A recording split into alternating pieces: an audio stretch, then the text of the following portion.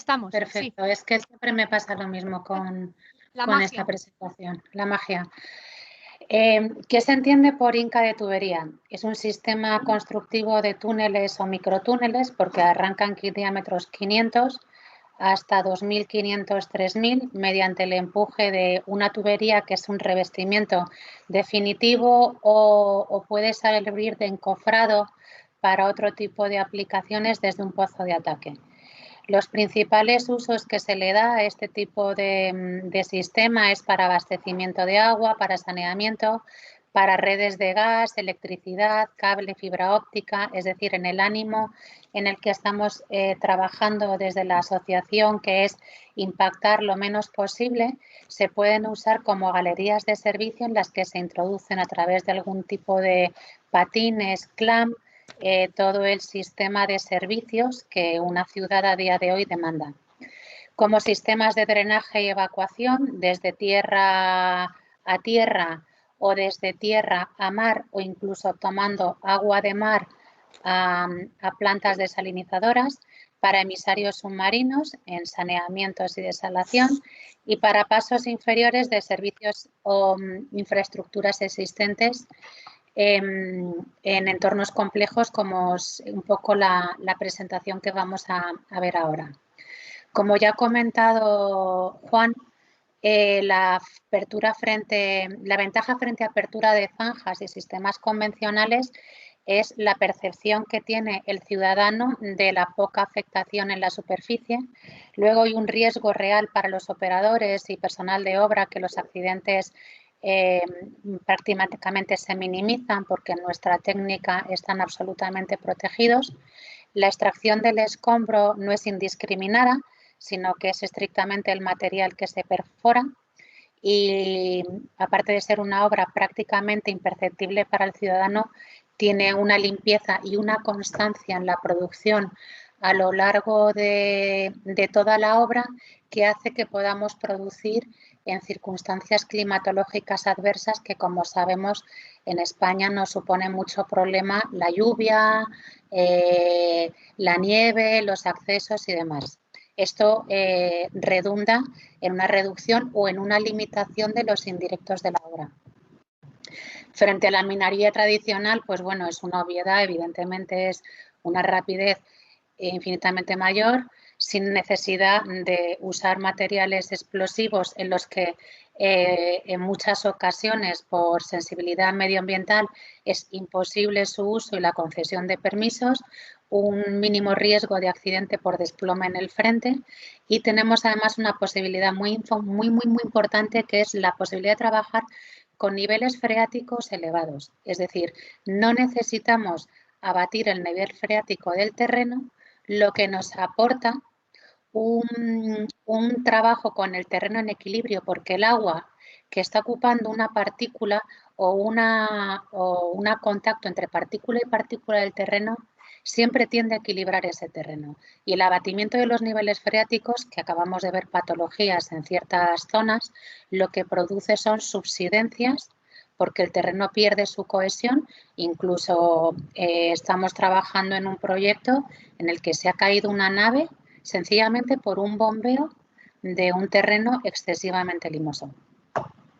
Las ventajas, como ya hemos comentado, el mapeo de la red de servicios de una ciudad convencional pues es muy similar a este y evidentemente las redes por el crecimiento urbano o por el planteamiento de otras demandas de servicios han tenido un incremento y una necesidad de aumentar o bien galerías o diámetros de redes o sencillamente duplicar redes porque se han quedado pequeñas y la verdad es que trabajar en este mapa con la localización que tenemos que tener de servicios afectados y además con la interacción con distintas compañías privadas y públicas, a veces es un caos. Como podéis ver, esta es una obra en Sevilla que la hizo una empresa constructora que es Liquas, en la que nos implantamos en una rotonda. Este tubo que estáis viendo es un tubo de 3 metros de diámetro exterior y fijaros en qué poco espacio dejamos servicio a toda la avenida y hicimos un túnel de 500 metros. Quiero decir que se pueden hacer obras de mucha envergadura aplicando técnicas muy seguras, muy versátiles y con muy poca afección para el ciudadano durante un plazo relativamente largo, porque estas obras son obras de cierta envergadura en cuanto a cronograma. El inconveniente de nuestro sistema, el inconveniente que yo lo había puesto entrecomillado, pero es que no me gusta entrecomillar las frases, es que en determinadas circunstancias, en poca profundidad, sin servicios afectados, evidentemente es más cara que una zanja. Si estás en medio de un campo y no tienes ninguna infraestructura por encima de cierta delicadeza, pues atrochar con una zanja de toda la vida, pues evidentemente es mucho más barato. Y otro inconveniente que yo, más que inconveniente, lo trasladaría como oportunidad es aprender a trabajar en la fase de ingeniería con rigor. Es decir, emplear recursos económicos y técnicos para la caracterización geológica y de la solución. Todo esto revertirá en el futuro en una licitación mucho más competitiva y con menos posibilidades de modificaciones y con una mayor certidumbre. O sea, lo que se invierta en fase de ingeniería nos redundará en un beneficio final de coste y de plazo. Elementos principales de la hincada de la tubería: la tuneladora y los equipos auxiliares. En nuestro caso en concreto, nosotros trabajamos con hasta 3 tipos de tuneladora. Una tuneladora no deja de ser más que una máquina de perforación de túneles. Existen distintos tipos de máquinas y aquí habrá colegas que estén acostumbrados a las máquinas grandes de transporte, de metro, de túneles, que son o bien máquinas de presión de tierra balanceada muy utilizadas en Sevilla y en Madrid, o máquinas de perforación de roca utilizadas en terrenos del norte o incluso yo creo que aquí dobles escudos, simples escudos se han utilizado más en los túneles de transporte. Nosotros nos vamos a centrar en las tuneadoras de hidroescudo y sobre las tuneadoras de hidroescudo, que luego, como bien ha dicho Eduardo, hay un máster o un curso amplio en el que entramos a trabajar todo el tipo de máquinas de este tipo y a diferenciar su idoneidad en un ambiente, en un entorno o en otro. ¿Qué ventaja tienen nuestras tuneladoras de hidroescudo? En principio, que son tuneladoras para lo que llamamos el mercado hidráulico o de servicio, es decir, trabajamos siempre con sección hidráulica, desde diámetro interior 500 hasta diámetro interior 3000, y son máquinas que funcionan por un equilibrio de fluidos. Son máquinas absolutamente herméticas, es decir, cerrando el bypass, que es lo que permite que entre mi agua o mi circuito de lodos o mi lodo de perforación para que pueda extraer mi material perforado en la cabeza, yo no tengo por qué generar subsidencias. Además, mi corona está permanentemente en contacto con el terreno, es decir, entre mi terreno y mi corona no quedan espacios, con lo que podemos imaginar que la posibilidad de subsidencias es prácticamente inexistente. La extracción del material se hace mediante bombeo, pero no siempre tengo que tener activado el bombeo. Es decir, si el material es muy poco cohesivo, la tuneladora funciona como un piloto de desplazamiento, es decir, va comprimiendo el material y a través de los sensores que lleva me dice cuándo debo extraer material y cuándo debo de seguir con mi válvula cerrada. Esto es fundamental porque las grandes propiedades como Metro, Ministerio de Fomento confunden el sistema de trabajo de un hidroescudo con una máquina EPB, que una máquina EPB efectivamente de presión de tierras balanceada necesita llenar su cámara y activar un tornillo sin fin para empezar a regular el equilibrio de presión terreno-extracción. Básicamente esta máquina cuenta con una rueda de corte absolutamente cerrada, con un accionamiento que en función de la máquina se puede solicitar al fabricante que sean más potentes y más versátiles. Nosotros tenemos distinto tipo de accionamiento en función del terreno que vamos a ripar.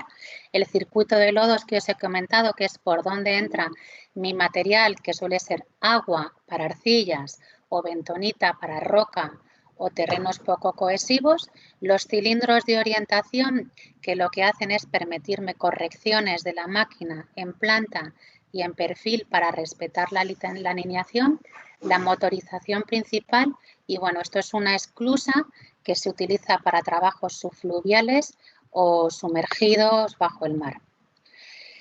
¿Cómo ripamos realmente el material que estallamos? La corona estalla el material, lo pasa a esta cámara de machaqueo que es hermética y aquí hay unos trituradores que molturan el material y por la línea de extracción que os he enseñado se succiona y en suspensión pasan a una planta de separación que vemos más adelante.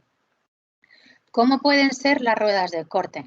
Pues las ruedas de corte pueden ser muy abiertas si tenemos una geotecnia muy clara, muy continua, con poca heterogeneidad, pues se suelen utilizar coronas muy abiertas en las que si es un material arcilloso entra directamente a la cámara, se diluye con agua y se succiona. Realmente en mi vida profesional, y llevo 12 años en la compañía, no he usado una corona de estas jamás. ¿Por qué? Porque todos sabemos que un sondeo es un ensayo probabilístico. Entonces, en una zona arenosa puedes encontrarte un material granular, un bolo, pues una pequeña intrusión de un material más competente y entonces, como mínimo, vamos a entrar con una corona mixta que va a ir con cortadores o con una corona cerrada propiamente para rocas que va a ir dotada de cortadores y soldadura antidesgaste para que no sufra el núcleo de la corona.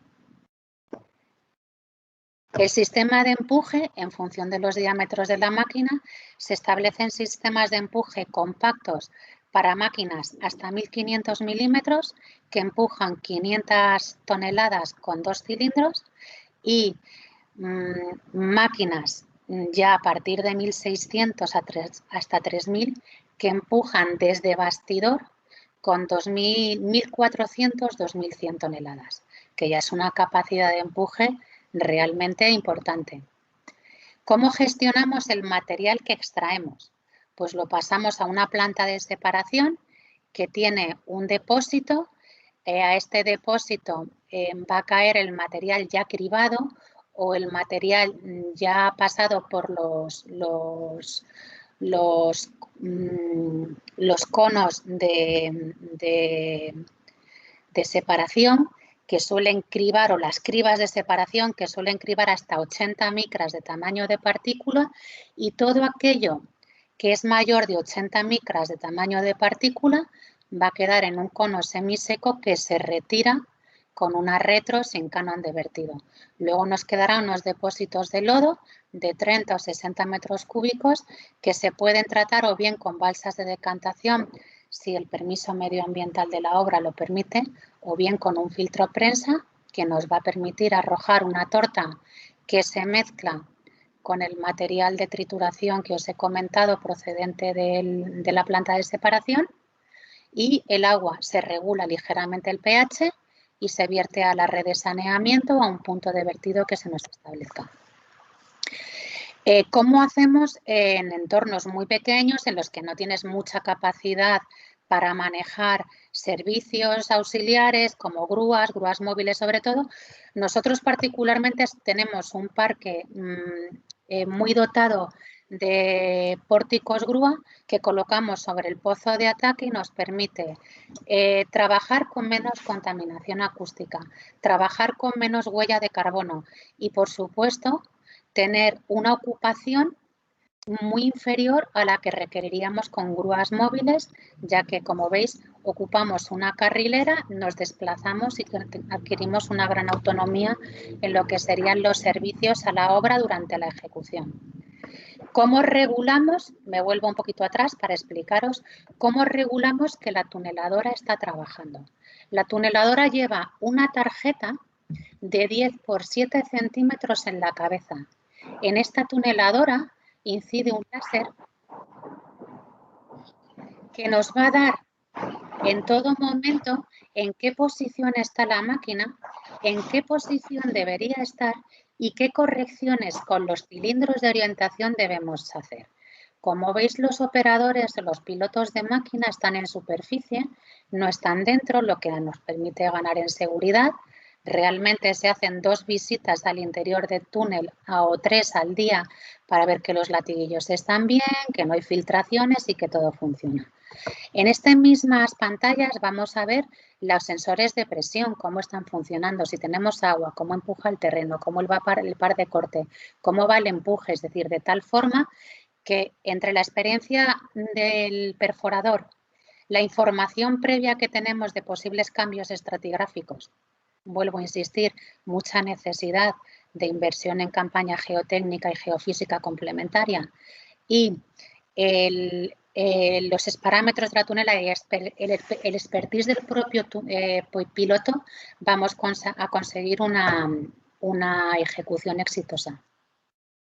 El sistema de guiado entre las patas de los cilindros de orientación, que ya os he dicho que pueden ser compactos o que pueden ser cilindros más largos y más potentes, se coloca un láser que nuestros láseres tienen una precisión sin difracción de hasta 400 o 500 metros. A partir de los 400-450 metros, el punto del láser difracta e incide en la tarjeta originando errores de precisión que para otros sistemas son admisibles, para nosotros no. Entonces, a partir de aquí, implementaríamos sistemas de guiado propios de propios de túnel, como pueden ser el giróscopo o un sistema aportado por GERNE, que es el VMT. La tubería de Inca es el revestimiento definitivo o la galería de servicio definitiva que queremos dejar. La tubería de Inca puede ser de distintos materiales, puede ser de grés, puede ser de hormigón polímero que no lleva armadura, puede ser de hormigón armado, y ahora hay un sistema mixto que hay administradores españoles que los están usando con gran éxito, que es aprovechar la versatilidad que tiene el hormigón, porque es un material muy noble, muy resistente, que no flota, con la ventaja química que aportan las láminas de materiales plásticos integrando dentro del tubo. Y la verdad, a mí es un sistema que me gusta mucho y me parece que tiene un gran recorrido a medio y largo plazo. Lógicamente, cuando los tubos tienen grandes longitudes, lo que buscamos es no agotar la capacidad resistente de los tubos del material que constituye el tubo. El hormigón, cuando trabajamos con tubos de hormigón, tiene unas resistencias de hasta 50 o 60 megapascales. En función de la pared que se le da, que generalmente se le suele dar más pared a un tubo de Inca que a un tubo de zanja, nos da una cantidad de empuje. De facto, nuestros empujes de estaciones principales suelen ser muy superiores a los que tolera un tubo corriente. Para disipar esa energía, para no llevar agotamiento al material de revestimiento, que es el que al final va a darle la vida útil a la conducción o a la galería, utilizamos elementos auxiliares de refuerzo de empuje o disipación de empuje, que son las estaciones intermedias. Una estación intermedia se nutre. ¿Alguien, por favor, está con el micrófono? A ver si lo puede mutear, por favor.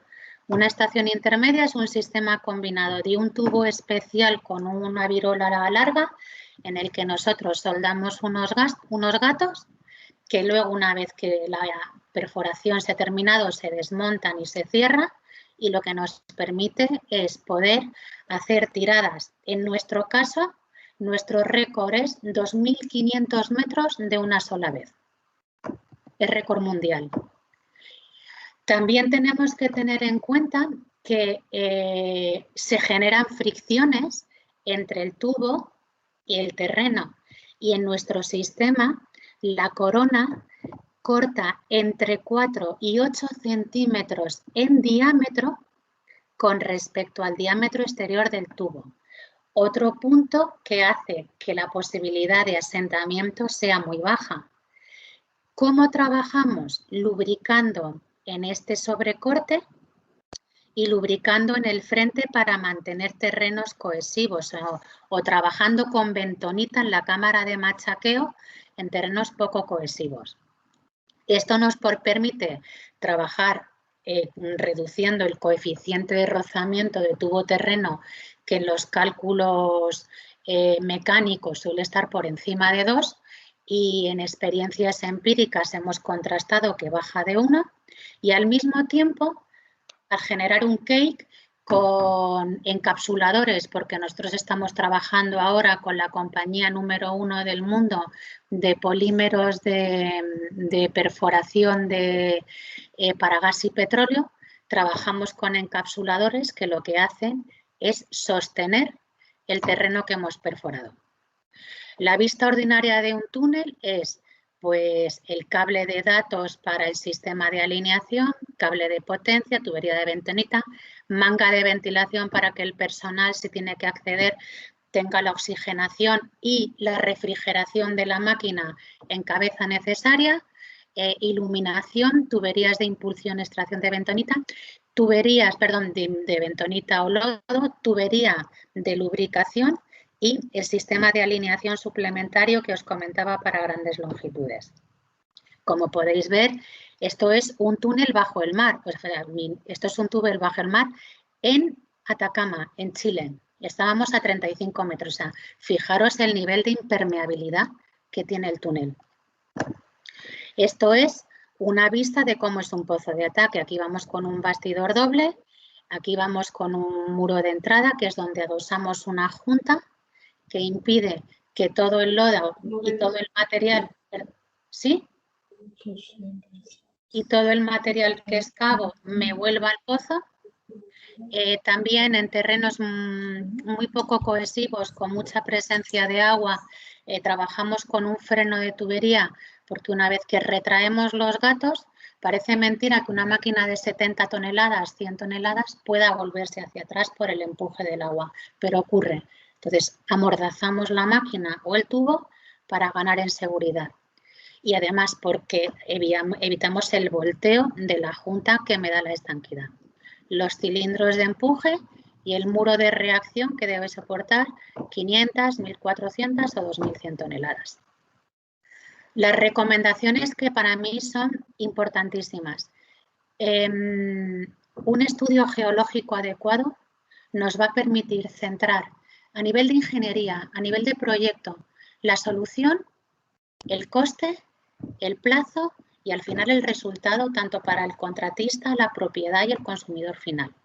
Con esta información vamos a decidir qué tipo de máquina necesitamos usar, qué tipo de corona y herramientas necesitamos implementar, qué previsión de cambio de herramientas vamos a tener, cómo es el pozo, dónde me puedo instalar, qué calidad necesito de revestimiento, cuántas estaciones auxiliares de empuje, dónde voy a rescatar y cómo voy a rescatar, qué sistema de guiado voy a tener para que la precisión en la salida, en el caso de los saneamientos, todos sabemos que las pendientes son fundamentales, voy a tener para satisfacer la demanda de mi propiedad y el uso adecuado de bentonita como lubricante o agente perforador.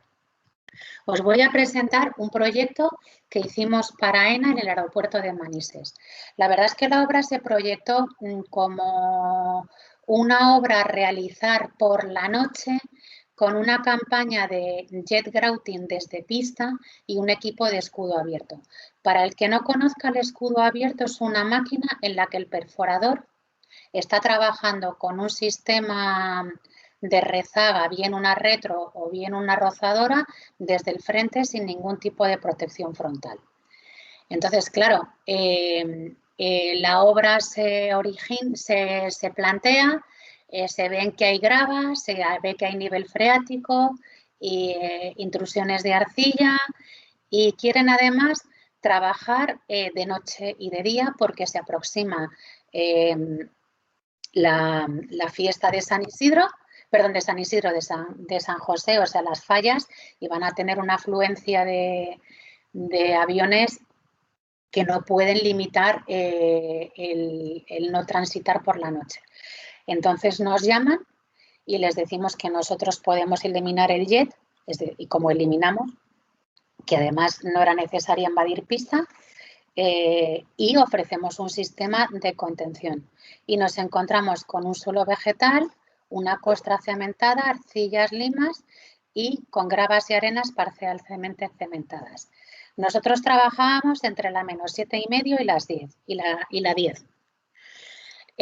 Perforamos, ahora os enseñaré, y entonces AENA implementa un plan de auscultación con una malla cada 10 metros fuera de pista y cada 5 metros dentro de pista. Las fases de medida eran nocturnas y diurnas porque se decide trabajar 24 horas de 24 horas y la materialización de los puntos de medición son con clavos geopún fuera de pista y en el borde, con pintura en forma de diana y con extensómetros de varillas en los puntos de control. La verdad es que una vez que se obtienen los resultados se ve que los asentamientos son menores a 3 milímetros y se asimilan a errores de medida, es decir, del ojo humano, porque realmente no se podía acceder a la zona de pista. Esta era la situación de los puntos de control. La Inca pasó en plena fase de Puente de San José, en el que aterrizaban y despegaban 600 aviones diarios, y todo fue con pleno éxito. Y os vamos a contar más casos de entornos complejos. Cruce del aeropuerto de Vigo, lo mismo. Cruces de una playa de vías, la playa de vías de la estación de Atocha. Trabajamos mañana y tarde y noche sin problema. Cruces de líneas férreas para alta velocidad y para, bueno, es que yo ya soy muy mayor. O sea que yo soy de antes de Adif y yo soy de Renfe y de todas estas propiedades. Entonces, cruce de la M45, 732 metros. Cruce de instalaciones en la planta de Repsol de Puerto Llano, haciendo una curva. Como podéis ver, aquí no se hizo pozo de rescate porque no era necesario, es decir, haciendo un estudio de ingeniería se puede ver, había que evitar ciertas instalaciones y depósitos y demás y se implementó una curva. Una curva debajo de una guardería en Santiago de Compostela en un granito bastante competente, mirad qué cabeza de roca y en curva. En Salamanca, en un espacio muy pequeño, que habrá ingenieros aquí que esta obra la conozcan porque esto no es más que un parquecito diminuto, nos implantamos con un pozo que era de joyería y lanzamos 2 tramos de 2000 para evitar las constantes inundaciones que tenía el paseo de la estación de Salamanca. Aquí trabajamos intensamente con la propiedad y fue un éxito. Colector de la Avenida de Libertad de Dos Hermanas para Emasesa, ya os lo hemos enseñado, o sea, esto es una obra de 480 metros con este tubo que os comentaba que nos gusta mucho porque aúna las dos mejoras que ofrecen los materiales plásticos y el hormigón en una rotonda de un pueblo invadiendo una calzada, o sea, aquí no había más. Filtro prensa, planta de separación, magnífica coordinación con la propiedad, como siempre, y un éxito de obra. Colector de la calle Niebla. Esta obra fue 483 metros de 1800 a 4 metros de profundidad y a 5 metros de edificios cercanos. Es decir, esta fue una obra que las cubetas de asiento, el cálculo de cubetas de asiento, quedó exactamente como un ejercicio de posibilismo, porque realmente los asientos, que también hubo una campaña de auscultación intensa con extensómetros en edificios, es decir, aquí asentamientos, yo creo que hubo los mínimos, si no Mario nos puede me puede corregir, vamos, que él es la propiedad. Y esto es una obra en Santa Elena, en Panamá, que fue hecha con una máquina muy chiquitita de 600 para contaros nuestra experiencia también con máquinas pequeñas, que no hacemos solo cosas megalíticas, también hacemos cosas más coquetas. Y bueno, hasta aquí la exposición. Ya os digo que si os ha gustado, en octubre espero tener la oportunidad de poder extenderme algo más y de contaros casos más interesantes y más complejos técnicamente y que además son siempre bien valorados por los asistentes. Muchas gracias, Gudelia. A continuación, la siguiente ponencia va a ser acerca de perforación horizontal dirigida y va a correr a cargo de Juan Peretó. Juan Peretó es manager del Departamento de Innovación y Ventas de la empresa Sistemas de Perforación